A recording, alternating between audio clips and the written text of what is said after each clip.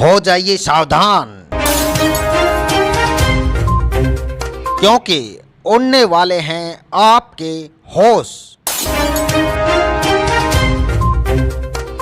क्योंकि आज हम आपको दिखाने वाले हैं ऐसी जगह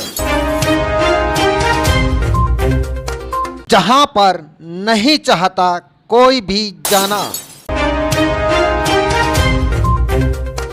सबको जाना पड़ेगा इस जगह पर, जहां पर आपको कराएंगे अप्सराओं के दर्शन,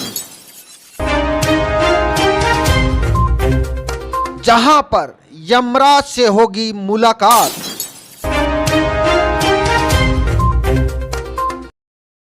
हर रात से पर्दा उठेगा यीशु के साथ।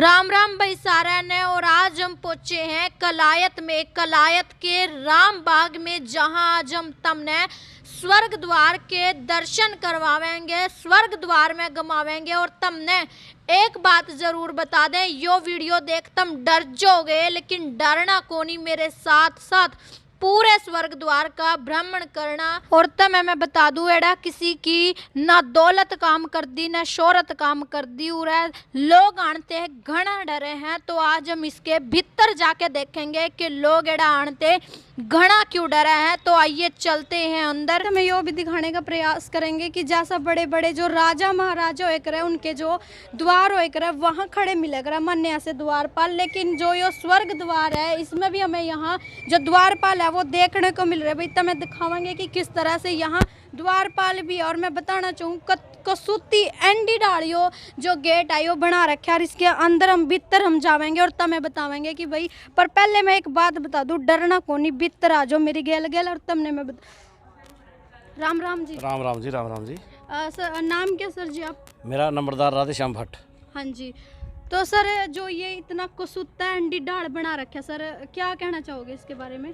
इसको देखो, आप भाषा कोई भी यूज कर सकते हैं, कुछ भी नाम दे सकते हैं जी। लेकिन एक अंतिम समय में एक विदाई जो होती है समाज से इंसान की, वो एक सम्मानित तरीके से अगर जाए तो पीछे वाले जो परिवार के सदस्य हैं, समाज के लोग हैं, उनके मन को भी संतुष्टि मिलनी चाहिए कि हम अच्छे स्थान पे पहुंच गए हैं।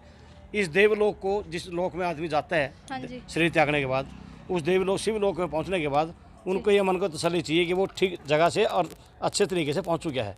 तो उसका सौंदर्यकरण, सुविधाएं जो शमशान घाट के अंदर होनी चाहिए। तो वो हम इकलौता ऐसा स्थान है जहाँ ना लोगों का पैसा काम आवे, ना जो शोहरत, कुछ ही काम नहीं आंदा, बस जो कर्म करे हुए हैं वो ऐसे काम आवे। क्या कहना चाहोगे? ये सारी बातें हम लोगों को समझाते हैं। और ये देवभूमि है, कुरुक्षेत्र की 48 कोस की जो भूमि है, तो वो उस देवभूमि के अंतर्गत एक कलायत आता है। यहाँ पर दाह संस्कार के बाद अस्थियाँ जो गंगा जी लेकर जाने की जरूरत नहीं है। हाँ जी। तो ये अस्थियाँ संस्कार के बाद ना यहीं विसर्जित होती है। हाँ जी। और उस विसर्जन के लिए अभी फिलहाल तो हमारे पास विकल्प है, यहाँ कबनूली तीर्थ है साथ में। हाँ, उसमें विसर्जन किया जाता है। लेकिन बहुत जल्दी, महीना 2 महीने के अंदर आकर यहाँ देखोगे, अब यहाँ पर अस्थि विसर्जन घाट यहीं अंदर बनाने जा रहे हैं। वो एक ऐसा ऐतिहासिक चीज़ होगी कि पूरे भारतवर्ष के अंदर नहीं होगी। हाँ जी। 2 आइटम हम ऐसी बनाने जा रहे हैं, एक तो अस्थि विसर्जन घाट और कर्मकांड घाट, और दूसरा ये आप सामने देख रहे हैं प्रथम पड़ाव मोक्ष द्वार। हाँ जी। जब घर से कोई भी किसी दिवंगत आत्मा को लेकर के आता है, हाँ, जो परिवार के लोग जिनका चला जाता है आदमी, उसको लेकर के आते हैं ना, वो घर पर जो क्रियाएं होती है ना स्नान कराने की, वो हो सकता है कि पूरे विधिवत तरीके से ना हो पाए, हाँ, असुविधाओं के कारण से। लेकिन हमने एक ऐसा काम किया है, आप यहाँ देखेंगे, सबसे पहले उस अर्थी को सबको यहाँ पर रखा जाएगा। ये जो हाँ, ये सब विश्राम स्थल है ये। इस पे सबको रख करके सबसे पहले तो जो स्नान के टाइम का वो मंत्र उच्चारण होता है ना, ऑटोमेटिक चालू हो जाएगा वो। हाँ, अच्छा वो मंत्र उच्चारण शुरू हो जाएगा। तो पहली क्रिया तो वो होगी। दूसरी क्रिया होगी, सबका जो सिर की तरफ से है ना, वो उसे दूध की धारा से उस डेड बॉडी को स्नान कराएगी ऑटोमेटिक। ये इधर सबका जो सर है वो इस साइड, हाँ इस साइड, इधर दक्षिणी तरफ पाओगे ना। हाँ जी, हाँ। तो पहले तो इधर से स्नान कराएगी ऑटोमेटिक अपने आप पे शरीर को। कुछ देर के बाद, कुछ पल के बाद वो बंद हो जाएगी। ये जो गंगा की धाराएं हैं, ये उसको डेड बॉडी को स्नान कराएंगे। तीसरी क्रिया इसके बाद जो होगी, ये जो गजराज खड़े, हाँ ये अपनी सूंड से डेड बॉडी के ऊपर फूल बारिश करेंगे। ठीक है, ठीक है। इसके बाद जो वो जल परिक्रमा होती है वो करेंगे। उसके बाद ये अपने आप सामने देख रहे हो कि ये वैतरणी नदी है। वैतरणी नदी, इसका क्या भूमिका इसका रहती है? आप इतिहास में किताबों में पढ़ते हैं, जी। जब आदमी शरीर त्याग करके जाता है आना पड़ता है आगे जी। देवलोक में। जी। तो ये वैतरणी नदी बनाई है। इस नदी में से शिव भगवान अपना आप ऑटोमेटिक यहाँ तक आएंगे चल के। जी। उसके जो दिवंगत है ना, जी। जी। उसके सिर की तरफ आकर के उसको आशीर्वाद दे करके बैक फिर नदी के अंदर। जी। तो ये सारी क्रियाएं करवाने के बाद विधिवत रूप से कराई जाएंगी। सभी क्रियाओं के बाद फिर जो अस्थि है ना, वो शव है जो, हाँ जी। पहले तो इसे कंधों पे लेके आते परिवार के लोग। हाँ जी। ये क्रिया करने के बाद ना सब फिर एक उसको सबको पालकी के अंदर रखा जाएगा।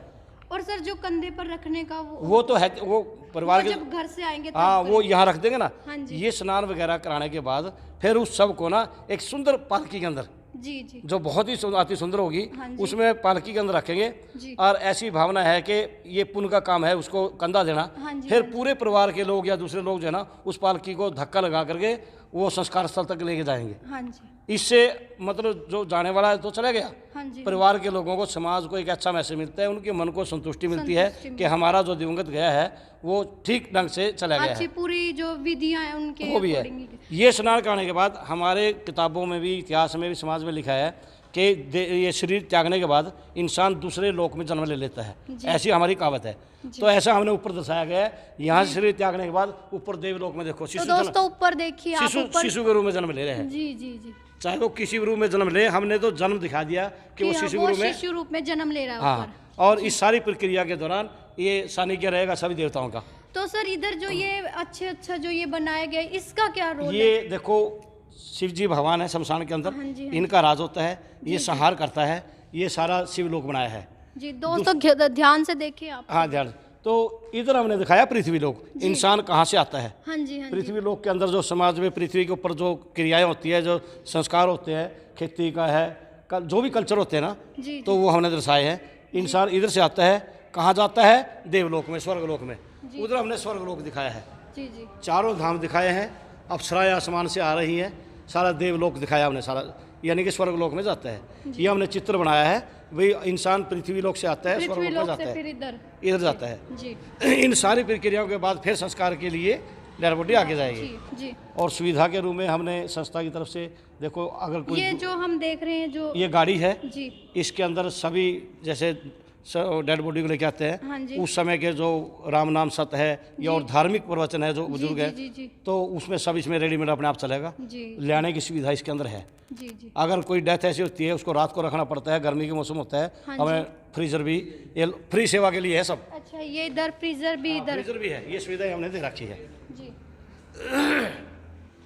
बाकी की सुविधाएं आपको आगे दिखाएंगे। यहाँ तक का बताया, ये यानी कि आदमी जब देह त्यागता है ना, जी। तो जो उसका मोक्ष का जो प्रथम पड़ाव है ना, ये प्रथम पड़ाव जी। बाद हाँ जी। तो कर्मकांड की क्रिया 10 दिन की, 3 दिन की होती है, वो बाद की बात है। ये प्रथम पड़ाव है। ये इसका नाम ही हमने रखा है प्रथम पड़ाव, मोक्ष द्वार, मोक्ष का प्रथम पड़ाव। जी। जी। तो आगे की जानकारी आपको देंगे। हाँ जी आगे की जानकारी के लिए चलिए आगे चलते हैं। ये जैसे सत्यवादी राजा हरिश्चंद्र का है, जी। इसका आपने किताबों में भी स्कूल टाइम में पढ़ा होगा। जी, जी। राजा हरिश्चंद्र का क्या इतिहास है। उसके लड़के रोहतास को लेकर के तारा जब लेकर के आई थी संस्कार के लिए, उसने वहाँ पर भी अपना धर्म निभाया था, यानी कि उसने मौत पे भी जय पाई थी। जी। दूसरा चित्र जैसे आप देख रहे हैं सत्यवान सावित्री का, सत्यवान सावित्री। उनका भी यही इतिहास रहा है। उसने अपने पति को बताया था अपने धर्म के बलबूते पे। जी। तो ये और मूर्ति जो उनकी है। अमर ऋषि ऋषि मार्कंड का इतिहास ये है जी। कि इसकी उम्र बहुत कम थी। जी। ये वरदान से हुए थे। जो नज़दीक में गांव मटोर के अंदर खडाड़वा है, जी। खडाड़वा के अंदर स्वयंभू शिवलिंग है। हाँ जी। हाँ जी। और मार्कंडे ऋषि की माता थी मटेश्वरी, वो थी गांव मटोर की। जी। उनको औलाद नहीं होती थी।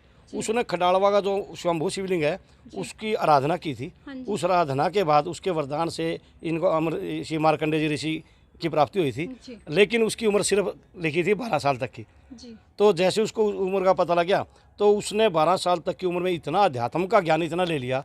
जब उसकी समय सीमा पूरी होगी ना 12 साल की, अनधिक उसका समय लग गया, तो उसने भगवान जो शिवलिंग था ना, उसके चारों तरफ से आप चित्र में देखें ना, शिवलिंग को लपेटे में ले लिया। हाँ जी। हाँ जी। और ऐसा माना जाता है जो शिव जी के चरणों में चला गया आदमी, उसका कभी उसका कोई अंत नहीं। उसी दिन से इसका नाम अमर ऋषि मार्कंडे पड़ा है। ये अमर हो चुका है, अमर ऋषि मार्कंडे नाम इसका तब पड़ा है। और आगे जो पंचमुखी हनुमान जैसे संहारकर्ता शिव के रूप में ना, ऐसे जितनी भी प्रेत आत्माएं ऊपरी आत्माएं कहते हैं ना, उनको किसी प्रकार का कोई प्रभाव किसी प्रकार का ना पड़े, तो हनुमान जी रक्षा के लिए ये तत्पर रहते हैं। पंचमुखी ये हमारे रक्षक है।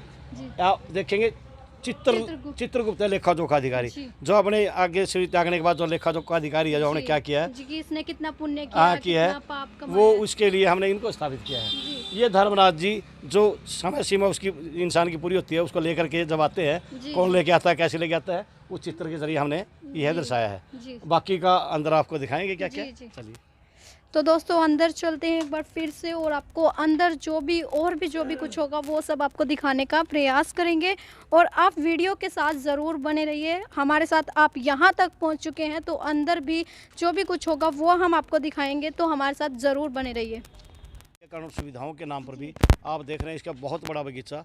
यहाँ पे प्रशासन की तरफ से भी इतना बड़ा पार्क बगीचा नहीं है, हमने ये बगीचा बनाया है लोगों के बैठने के लिए, इसमें 1000 लोग बैठ सकते हैं एकदम।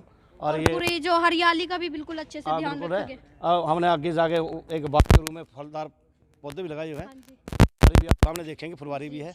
और जैसे संहारकर्ता के रूम में शमशान, ऐसे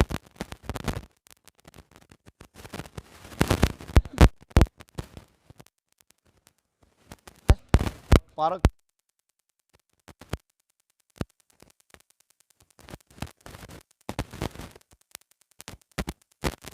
जैसे जी, जो मेन गेट पर जो मूर्तियां जो देखो, दो तो द्वारपाल है। किसी भी स्थान पे आप जाएंगे ना, द्वारपाल के रूम में वो तो मिलते हैं। ऊपर जो हमने 6 मूर्तियां जो दिखाई हैं, वो सभी डेथ से रिलेटेड है। लेकिन केवल मात्र एक राजपूत क्षत्रिय समाज, जिनके लोगों के संस्कार सिर्फ है, परिसर यही है, शमशान परिसर। 35 बरादरी के उधर होते हैं संस्कार, क्षत्रिय समाज के संस्कार इधर होते हैं। ये आपको कहीं नहीं मिलेगा।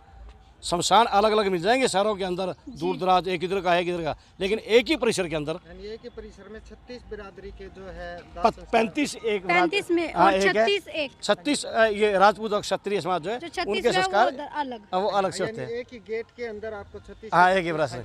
तो और पूरे शहर के लिए एक ही शमशान घाट है ये। इसको हमने रामबाग का नाम दिया है। सोसाइटी जो रजिस्टर्ड है, सोसाइटी रामबाग वेलफेयर सोसाइटी है, लेकिन इसको रामबाग के नाम से जाना जाता है। और दूसरे जिस टाइम संस्कार पे लोग लेके आते हैं ना, ये वो देखो, आपको उसको वहाँ आप दिखाते हैं, फोटो ले लो, फिर जानकारी देता हूँ आपकी। फोटो वगैरह इसकी दूर से लोग कैसे लेंगे। सर जो ये हम सब विश्राम स्थल देख रहे हैं सर, इसके क्या महत्व है सर इसका? इसका महत्वता तो ये है, जैसे मैं आपको पहले बता चुका हूँ। देखो, जो आदमी संसार से चला गया वो चला गया, लेकिन जो समाज के लोग हैं, उसके परिवार के लोग हैं, उनको मन की संतुष्टि मिले कि हमारा जो परिवार का सदस्य गया है वो ठीक ढंग से और सम्मानित तरीके से गया है। संस्कार से कुछ देर पहले जब तक चिता वगैरह हम बनाते हैं, तो उससे पहले हम उसको डेड बॉडी को उतारते हैं। उतारते हैं ज़मीन पे ना उतार करके, इसके लिए हमने ये स्थान बनाया है। इस स्थान पर उस बॉडी को रखा, हाँ, इस पे रखा जाता है। और सामने आप देख रहे हैं, ये शिवलोक है ये जी। और इसके अंदर लिखा हुआ है शिवलोक। शिव जी भगवान कहते हैं कि जो जीव प्राणी मेरी शरण में आ चुका है, उसको यहाँ पर वो ही व्यवहार, सुख सुविधाएं व मान सम्मान प्राप्त होगा जो उसने अपने जीवन काल में दूसरों को दिया है। एक मैसेज भी दे दिया। दूसरे, दिवंगत आत्मा क्या कहती है, यहाँ तक पहुँचाने के लिए आप सभी का धन्यवाद, आगे का सफ़र हम स्वयं तय करेंगे। दिवंगत कह रही है। हमारी सोसाइटी कह रही है भाई जो दिवंगत यहाँ है, सोसाइटी रामबाग पीड़ित परिवार के प्रति संवेदनाएं प्रकट करती है और दिवंगत आत्मा के कल्याण की कामना करती है। ये हमारी तरफ से है। जाने वाला फिर बोलता है, हम छोड़ चले हैं दुनिया को, कभी याद आए तो मत रोना, आप निश्चिंत होकर सभी अपने घरों को जाए, क्योंकि हम सुरक्षित व सुंदर लोक में पहुँच चुके हैं। फिर एक मैसेज छोड़ गया पीछे वाले के परिवार के लिए, समाज के लिए, कि आप निश्चिंत होकर हम ठीक होकर घर जाइए, हम अच्छे मतलब कि सुंदर ठीक पहुँचेगा, आप निश्चिंत होकर घर जाइए। ये प्रोवाइड थी। और जो आप ये देख रहे हैं, पेड़ से कुछ ही दूरी पीछे, आज से 12 साल पहले कुमारी शैलजा और सरकार के और आदमी, इसरो के वैज्ञानिक आए थे, तो प्राचीन वो चिन्ह मिले हैं। यहाँ से सरस्वती नदी प्रवाहित थी, नीचे से वो सैटेलाइट से चित्र लिए गए थे, वो मिट्टी के कण वगैरह निकले थे, सरस्वती यहीं से प्रवाहित थी। तो और जो सामने आप देख रहे हैं, वो कपिल मुनि तीर्थ है, ऐतिहासिक कपिल मुनि तीर्थ है। कपिल मुनि महाराज ने इस सरस्वती के किनारे पर अपनी माता देवहूति को संख्या शास्त्र का ज्ञान सुनाया था। जी। और इसीलिए इसका तालाब का नाम कपिलमुनि तीर्थ है। ये बहुत प्राचीन है और इसकी अनेक किंवदंतियाँ हैं, अनेक प्रमाण हैं कि यहाँ पर स्नान करने के बाद आदमी का अगर कोई कुष्ठ रोग भी है वो जी। भी ठीक होता है। ये यहाँ का इतिहास है, ये इसकी ये मान्यता है। जी। और ये इसकी परिक्रमा आप देख रहे हैं जो, हाँ जी। ये इसकी परिक्रमा है। और ये स्थान बाबा रूढ़पुरी का है, इसका भी बहुत प्राचीन इतिहास है। और ये आप देख रहे हैं, ये शिवालय जो देख रहे हैं ना, जी, ये पुरातत्व विभाग के अंडर आते हैं। ये एक ही रात में राजा शालीवान ने एक ही रात में 2 शिवालयों का निर्माण कराया था बिना चूना गारा ईंट के। और आप उसमें देख रहे हैं एक लिपाई, उसका लिखाई का लिपि का बहुत है उसके अंदर जी। हाँ। तो अब उसकी जो रिपेयर है ना वो भी मुमकिन है और हो रही है, सरकार के लिए प्रयास कर रही है। वो उनके अंडर आते हैं, वो देख रेख के लिए उनके आदमी यहाँ रहते हैं। जी। और कपिलमुनि का तो यहाँ का इतिहास अनेक किंवदंतियाँ आपको बता रहे हैं, बहुत ही पुराना इतिहास है इसका। और इसकी अपनी ही महिमा है कपिलमुनि तीर्थ की। शिक्षा वगैरह लगा करके ना, जैसे आपको देखते हैं वो बस स्टैंडों पर ग्लोब वो लगा होता है ना, जिसपे समय सारणी लिखी होती है, घूमता है। जी। तो इसके अंदर ऐसा चित्र लगाएंगे, उस पर पुराना इतिहास और चलचित्र होंगे। हाँ जी, और वो जो भी ऑटोमेटिक इतिहास है घूमेगा। वो सारा यानी कि आदमी यहाँ खड़े हैं, बैठे हैं, तो वहाँ जाकर देखने की जरूरत नहीं, वो ऑटोमेटिक घूमेगा। घूमेगा, और चारों यहाँ तरफ देख सकते हैं। जो इतिहास है चित्रों का है या जी, लिखित रूप में दोहे वगैरह है, मतलब इसको का प्रावधान है। एक संस्कार यानी कि एक समय में एक छत के नीचे 3 संस्कार हो सकते हैं। जी। 3 3 6 और 3 9, यानी कि 9 और 3 उधर हो गए। यानी शहर के लिए आबादी के हिसाब से यानी कि 12 संस्कारों की सुविधा यहाँ पर है। जी। और यहाँ पर भी वो जैसे आपने देखा था, आप ले सकते हैं वो। यहाँ पर भी शव विश्राम स्थल, हाँ, जैसे 2 शेड है, इनमें ये कवर करता है, जी, उधर जी। दोनों में वो कवर कर वो लेता है। कवर कर लेते हैं। जी। तो ये और ये जो आप नीचे कच्चा देख रहे हैं ना, जी। अभी 2-3-4 महीने में आ पाओगे ना, ये सब ये इसका रंगीन ब्लॉक जी। और ये शीशी का फर्श जो ऊपर कच्चा रहता है ना, हाँ जी, हाँ जी। थोड़ी सफाई व्यवस्था में दिक्कत आती है, जी। तो फिर ये दुविधा भी दूर हो जाएगी। इसको ये पक्का जी। बहुत जल्दी हो जाएगा। ये है इसका यहाँ का। जी। और ये आप बैठने के देख रहे हैं, छाँव भी है, धूप में भी बेंच रखे हैं, सर्दी के मौसम में जो धूप है, तो ये बैठने का स्थान है।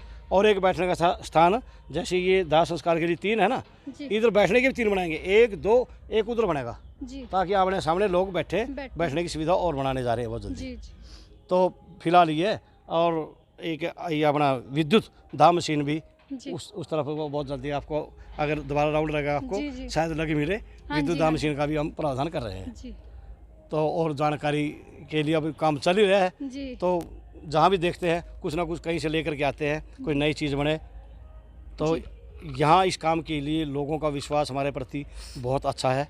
लोग खुल करके दान दे रहे हैं, लोगों के सहयोग से बन रही है। जी। कुछ चीज़ें ऐसी होती हैं जो प्रशासन द्वारा बनवाई जा सकती हैं। हाँ जी। जैसे दाह संस्कार स्थल है, 4 दीवारी है या लैट्रिन। प्रशासन की तरफ से क्या कुछ प्रशासन में मैं बता रहा हूँ ना आपको, जी। ये चीज़ तो सरकार बनवा देती है, जी। साइड बनवा दी होगा। जो सौंदर्यीकरण सुविधा है ना, जी। जो हम चाहे बैठने का स्थान है, चाहे वो पार्क की बात जी, है, जी। चाहे अन्य सुविधा है, जी। तो वो लोगों के दानवीरों के सहयोग से बन रही है। और लोग बढ़ चढ़ करके हिस्सा ले रहे हैं और बड़े अच्छी मात्रा में राशि, लाख रुपए, 50,000 रुपए। क्योंकि हमारा अंतिम स्थान ही, मंजिल हमारी अंतिम बिल्कुल यही बिल्कुल है। बिल्कुल उनके मन को संतुष्टि मिलती है जी। कि ये स्थान ऐसा है, यहाँ पर पैसा लगा हुआ, आज पैसा लग गया है, वो ताज जिंदगी तक के लिए ये स्थान एक रहेगा। जी। और कहीं पर अगर पैसा और ये लगाओगे, ऐसा स्थान है जो 36 बिरादरी है, वो सबके लिए एक सबके है। लिए है। यहाँ सब बराबर है, जी। किसी के साथ कोई भेदभाव नहीं है। नहीं है कोई, और मतलब यहाँ किसी के यहाँ अंदर कोई की अहंकार नहीं है, सब यहाँ पर आकर खत्म एक हो विशेष जाते हैं। सूचना है, जी। यहाँ की कोई भी सुविधा जी। ये तो नहीं है, जी। लेकिन अगर कोई आदमी इस खर्चे को वहन करने में सक्षम नहीं है, जी। चाहे वो लकड़ी की बात है, चाहे वो बॉडी को लेने की बात है, या कोई अन्य सुविधा की बात है, अगर वो सक्षम नहीं है तो यहाँ सुविधाएं सारी फ्री दी जाती है। जी। जी। ये बहुत बढ़िया ये कदम बहुत- है सर सोसाइटी की तरफ से। ये सब उसके सारे सब सुविधा उपलब्ध कराई जाएंगी। कोई ये नहीं है ये नहीं है कि कि अगर कोई- किसके पास पैसा नहीं है तो उसको सुविधा नहीं मिलेगी। जी, वो इसका सुविधा नहीं ले सकता हाँ, यहाँ की। वो उसकी जो फॉर्मेलिटीज पूरी करनी होती है, जो जी। भाई ये सक्षम नहीं है, जी। वो पूरी करवा करके हम उसकी सुविधा उपलब्ध कराएंगे। मतलब हाँ, फ्री रहेगा। ये सर, जो ये हम सामने ये कक्ष देख रहे हैं सर, आइए इसके बारे में हम विस्तृत जानकारी आपको देते हैं। जी। जी। ये हमने बनाया है, आप देखेंगे कि बैठने का उचित बहुत बढ़िया सुंदर स्थान है। हाँ जी, हाँ ये है वेटिंग कक्ष। जी। जब भी कोई संस्कार के लिए यहाँ लोग पहुंचते हैं, और संस्कार शामिल होने के लिए कुछ लोग ऑलरेडी जो दूर दराज से आते हैं, हाँ जी। तो वो समय से पहले पहुंचते हैं। उनके बैठने का विश्राम का जो बैठने का स्थान है, वो यहाँ पर ये बनाया यहाँ गया। पर बैठते हैं, और बिजली पानी का बैठने का जी। उचित प्रोग्राम है। और तो देखो- दोस्तों, आप देख सकते हैं कितना अच्छा जो यहाँ पर किया गया। ऊपर आपको दिखेंगे पंखे ऊपर लगाए गए हैं, हर एक सुविधा यहाँ पर दी गई है। ठंडे पानी की सुविधा है, धूप के लिए अलग से सुविधा बनाई है। जी। ये भी किस्सा आप देख रहे हो, अगर कोई सामूहिक प्रोग्राम करना है इससे रिलेटेड संसार, तो यहाँ देखो ये स्टेज का काम भी करता है। हाँ जी। तो कितने आदमी मतलब यहाँ पर आकर के बैठ के इसका लाभ उठा सकते हैं। जी तो ये आप देख रहे हैं, ये आगे इधर आपको दिखाएंगे, ये सभी फलदार पेड़ लगाए हमने। जी हमारा लाज कोई बेचने का नहीं है, इसमें कोई बंदर आए दूसरा आए खाओ, हम लगा रहे हैं वो खा रहे हैं, जी कोई हमारा कोई नहीं है। इसमें सभी फलदार जितने पेड़ हैं वो ऐसा आप देख रहे हैं। और इधर आप भोले शंकर का चित्र दिखाएंगे आपको भोले नजदीक शंकर से। के विशाल चित्र जो बनाए गए हैं। हाँ, आओ। और दोस्तों आप सभी से अपील करेंगे, कमेंट बॉक्स में हर हर महादेव ज़रूर लिखें, ज़रूर आपको लिखना होगा, क्योंकि हम महादेव की शरण में आए हैं, तो हर हर महादेव ज़रूर लिखें। मैं आपको पहले बता चुका हूँ, संहारकर्ता के रूप में शमशान में भगवान शिव भोले की मूर्ति होती है और शिवलिंग माता फुट ऊंची मूर्ति है। संस्कार के समय जिस समय इसके जटा से ना वो धारा, गंगा की धारा भी निकलती हाँ है, जी। उस टाइम चलाते हैं हम। जब संस्कार में कोई लोग आते हैं ना, जी परमानेंट भी चलाते हैं, वैसे भी चलाते हैं। वो अच्छा, जटा जो गंगा की धारा है वो निकलती है। हाँ निकलता है, बटन दाब दे रहे हाँ जी। हाँ निकलेगा, तो उसके जटा की धारा निकलती है। और तो दोस्तों आपको गंगा भी दिखाएंगे, जो हमारे जो भगवान है उनके जो जटा से जो गंगा निकलती है वो भी आपको दिखाएंगे। तो मैं कैमरामैन से रिक्वेस्ट करूंगी कि वो ऊपर जो भोलेनाथ जी हैं उनको दिखाएं। तो आप देख सकते हैं किस तरह से यहाँ पर धाराएं गंगा की जो गंगा है वो बहने लग गई है। तो और मूर्ति का पूरा शिव परिवार लगा लो या पूरी कंप्लीट करने के लिए साथ में बैठे हैं नंदीगण जी महाराज। हाँ जी। ये नंदीगण जी साथ में विराजमान है इनकी हाजिरी में। जी जी। तो ये शिव जी भगवान की मूर्ति होगी। और इससे आगे का और आगे का बताते हैं आपको प्रोग्राम। हाँ जी। आप ये फुलवारी देख रहे हैं, कहीं नहीं है। जी। जो आप ये खाली स्पेस देख रहे हैं ना, हाँ जी। हाँ जी। इसके अंदर हम बनाएंगे एक अस्थि विसर्जन घाट। जैसे मैंने आपको बताया कि दाह संस्कार के बाद तीसरे दिन ना यहाँ की अस्थियाँ गंगा जी नहीं जाती, यहीं विसर्जित की जाती। फिलहाल ये बराबर में तीर्थ है, कपिलमुनि ऐतिहासिक तीर्थ है, उसके अंदर डालते हैं। लेकिन हमने डिजिटल तरीके से उसको बहुत बढ़िया तरीके से बनाना। इसके बीच में एक तालाब बनेगा जी। और उसके तीनों तरफ सीढ़ियाँ होंगी जी जी। और ऊपर सदरियाँ होंगी। जैसे आप सामने देख रहे हैं सदरियाँ, जो नहाने के लिए, बैठने के लिए, तपस्या के लिए जो बनाते हाँ जी, हाँ हैं, जी। तो तीनों तरफ सीढ़ियाँ और सदरियाँ बनेंगी। सामने मूर्ति होगी ऐतिहासिक, जिस चीज़ का इतिहास रहा है, कपिलमुनि जी की मूर्ति होगी। उसने आप सरस्वती के किनारे अपनी माता देवहूति को संख्या शास्त्र ज्ञान सुनाया था। यानी कि अब हमें मतलब कि वहाँ नहीं जाना पड़ेगा, गंगा में अस्थि हाँ, विसर्जन यही है। करने के लिए वो यहीं पर यही है। और सरस्वती प्रवाहित थी प्राचीन टाइम में यहाँ से, वो प्रमाणित हो चुकी है, इसरो के वैज्ञानिकों ने प्रमाणित कर दी थी। इधर सरस्वती की मूर्ति लगेगी, इधर कुरुक्षेत्र भूमि के अंतर्गत आता है ये। कृष्ण भगवान का चित्र, सुरक्षा चक्र उसका। और उसने जब महाभारत के युद्ध के अंदर हजारों योद्धा वीरगति को प्राप्त हुए थे, उन सब की अस्थियां गंगा जी ले जाना उचित नहीं था, ना मुमकिन भी था। तो उस समय उसने हालात को देखते हुए इस भूमि को देवभूमि होने का वरदान दिया था। उसी दिन से यहाँ पर दाह संस्कार के बाद अस्थियां लेकर गंगा जी ले जाने की जरूरत नहीं है, यहीं पर विसर्जित की जाती है। और उस घाट बना करके हम एक ऐसा डिजिटल मतलब स्थान बनाएंगे। हमने वो तीसरे दिन जो फूल लेते हैं ना कलश के अंदर, वो उसके अंदर कैबिन के अंदर डालेंगे। और जैसे हमने बटन पुश कराया, फूल जो है वो अस्थियां जो है ऑटोमेटिक गंगा जी यानी तीर्थ में जाती है, यहीं का हुआ ना, तो यहीं वो ऑटोमेटिक उसके अंदर जाएंगे। डिजिटल तरीके से सारा होगा। और ये जो फ्रंट होगा इसका आने जाने बहुत सुंदर, उसमें मूर्तियाँ जो कुरुक्षेत्र का कलायत का जो इतिहास रहा है ना, जो इन आउट बनेगा ना, जैसे 3 इन के है 3 आउट के 6 बनेगा ना इधर जाने के, तो उसमें जो ऐसे गोल बनेगा ना, तो बराबर मूर्तियाँ होंगी जो यहाँ का इतिहास। तो अब आपको एक ऐसी गुफा दिखाने जा रहे हैं जो रामबाग में ही है। और चलिए इस गुफा के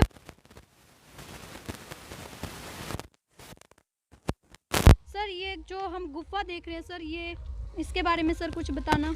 रामबाग परिसर के अंदर स्थित यह गुफा जी महाभारत कालीन गुफा है। जी जी। इसका प्राचीन इतिहास रहा है। हाँ जी। और इसके अंदर आप देखेंगे एक द्वार इसका तीर्थ के अंदर निकलता है, जो प्राचीन ऐतिहासिक तीर्थ है। आप सामने देख रहे हैं कपिलमुनि महाराज का तीर्थ है ये। तो ये प्राचीन इतिहास का ये है कि संकट के टाइम में एक गुप्त करती थी, गुप्त रास्ते थे। इसके अंदर आप देख रहे हैं 4 द्वार हैं, 4 द्वार, चारों द्वार कुरुक्षेत्र भूमि के अंदर आने वाले जो तीर्थ है ना, ये वहाँ पर निकलती थी। एक तो गांव खडाड़वा मटोर के अंदर, दूसरी लौदर के अंदर, और हाथेर और सुजुमा सुखदेव स्वामी जी का जो वो है, तो वो सुखदेव स्वामी जी का सुजुमा में ये 4 द्वार वहाँ निकलते थे। ये रानियाँ जब तीर्थ के अंदर स्नान करने के लिए आती थी, इन्हीं मार्गों का उपयोग होता था।